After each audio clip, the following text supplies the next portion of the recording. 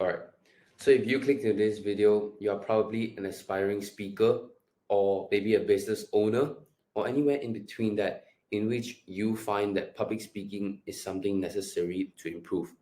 And this is what I'm sharing at this account here, raw value in order to up your public speaking game to another level. Now, today we are talking about conquering stage fright. And first and foremost, we must all understand that stage fright is something biological. It happens naturally, and most of the time it is out of our control. However, we can be more and more trained to conquer stage fright. Firstly, is to control your breathing. Now, this sounds like common sense, and a lot of people might think throughout my sharing today that so many of these are common sense that I don't need someone else to teach this to me. And you might be right. However, public speaking emphasizes on every single aspect. And that means that each small detail in public speaking must be given full attention towards. So, right now, I want you to reflect on last time you were on stage and how was your breathing? Did you really give a conscious thought to it? Or did you let it be natural? Because especially when you have stage fright, we want it to be controlled. We don't want ourselves to be shaking on stage, which is rather natural in amateurs or people who lack experience. One way we can solve this is through the physiological side, in which it's essentially just two quick inhales through the nose and a slow exhale through the mouth. This essentially slows down our stress and reduces our anxiety. Moving on is the mindset shift. Now, this sounds like something everyone knows how to do, but when we get on stage, we tend to think that the people who are listening to us, we are trying to pitch our brand to them, or we are trying to sell an idea to them. And naturally, subconsciously, that will cause us to associate the audience to people who bring rejection. And that's not what we want, because that will bring fear, that will bring us anxiety, that will cause stage fright. So the shift in mindset that I'm talking about here is a performance anxiety to an audience service orientation, which means that you are trying to give value to the audience, like how I am speaking to you now. I'm not trying to impress you, I'm just trying to express myself. So the way to keep it in your mind is that I'm here to give, not to prove. Moving on is rehearsing and preparation.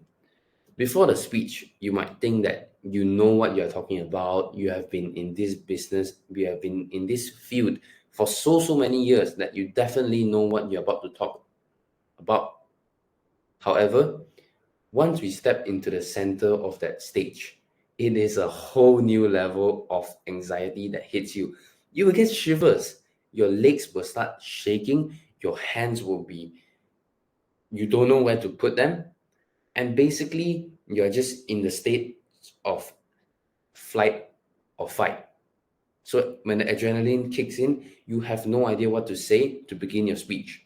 This is why we eliminate this uncertainty by preparing, especially the first 10 to 15 seconds of your speech. Now, when the adrenaline kicks in, you are more than likely to just blank out and forget what you're about to say. That is very normal.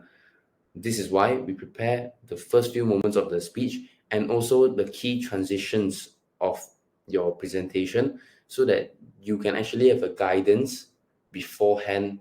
You can practice this beforehand before your speech. And so that when you are speaking, you have a mental guidance and a structure on how you want your speech to go. You have the direction and the flow planned out. So even if the fear kicks in, you can still present accordingly. Now, second to last is pausing.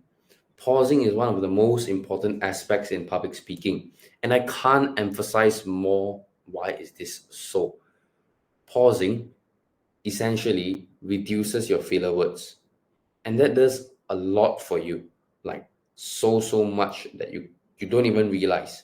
For example, filler words make you appear unconfident, make you appear uncertain, and people might doubt what you are speaking. However, when you pause, it gives you a sense of authority to the audience. That's number one. Number two is that you raise awareness of the audience. Can you remember the last time you were listening to a speech, you were being the audience, and the speaker just took a long pause? And maybe initially you were uninterested in the speech and you were scrolling on your phone on Facebook, but when that pause took place, you definitely lift your head up and wondering what's going on. That is how you get quick attention from the audience, right? And apart from that, it is also so that you have more time to think. When we speak and adrenaline is rushing through our bloodstream, we don't have time to think and process what's coming out from our mouths. Our mouth is moving faster than our minds. So when you pause, you essentially give yourself more time for that, right? Any amount of time for the pause works. If you want to buy yourself some time, 1 to 3 seconds works. And same goes to when you're trying to avoid filler words. Every time you feel the need to utter a filler word, just give yourself a 3 second pause and proceed with your speech. It might feel unnatural to begin with, but slowly down the road, you will realize how much more smoother your speech is. And finally, if you want to have the greatest impact of all time, you can learn from Elon Musk. There was once when he was interviewed a question that was so deep, he had to take a pause more than 20 seconds, if I'm not wrong, to really give the question a deep, deep thought. And that just shows how legitimate his answer was and how genuine he was being to the interviewer. And finally, is eye contact.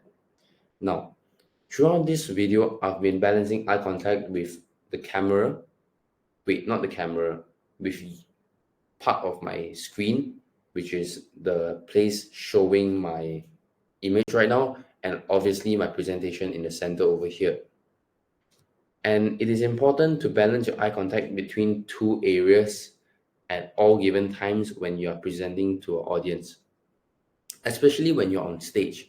There are so many presenters who share important and valuable information on the stage, but people don't feel connected with them. It's because of the eye contact. Obviously, that's just one aspect of it, but eye contact plays a very important role to leave a very good impression and a memorable experience with your audience. So, this is what we call audience regulation. Try to use eye contact from the side to the center to the side, then from the back to the front. It may sound simple, but when you look at the faces of unfamiliar people, you might get nervous doing this. So, if you're someone inexperienced in public speaking and you haven't been on stage many times, if it makes you more comfortable, you are feel free to look at people you are you know them. For example, your family members, your friends, or your business partners, or your co-workers. If it makes you feel better, you can stare at them for like 60-70% of the speech, but the rest of the time, try to maximize eye contact to the rest of the audience. That will boost your engagement with them. And that is a brief sharing on how we should conquer stage fright in today's video. Now, at the end of this video, I want to tell you that fear on the stage is biological. It is not personal. That means all of us go through it. It is just something in our human nature to experience fear. Now, when you regulate the body, the mind will follow. So we need to train our body in order to adapt to these kind of situations. And each time we expose ourselves to this dangerous situation, essentially we get less and less sensitive to it. Because through prolonged exposure to these tough situations, we become calm, we become strong in these situations. And finally, if I were to leave you with one sentence today, is that stage fright is not to be avoided, it's to be conquered. So if you're interested in working with me or figuring out how I can help you more in my one-to-one coaching program, feel free to DM me on Instagram, drop me a follow, and I will definitely get to you in a very quick bit. And obviously, we can negotiate what you are trying to figure out in our coaching plan, and I will send my Calendly link through Instagram. So here's my Instagram, Brandon Wong, and it has been my pleasure talking to you today. Thank you.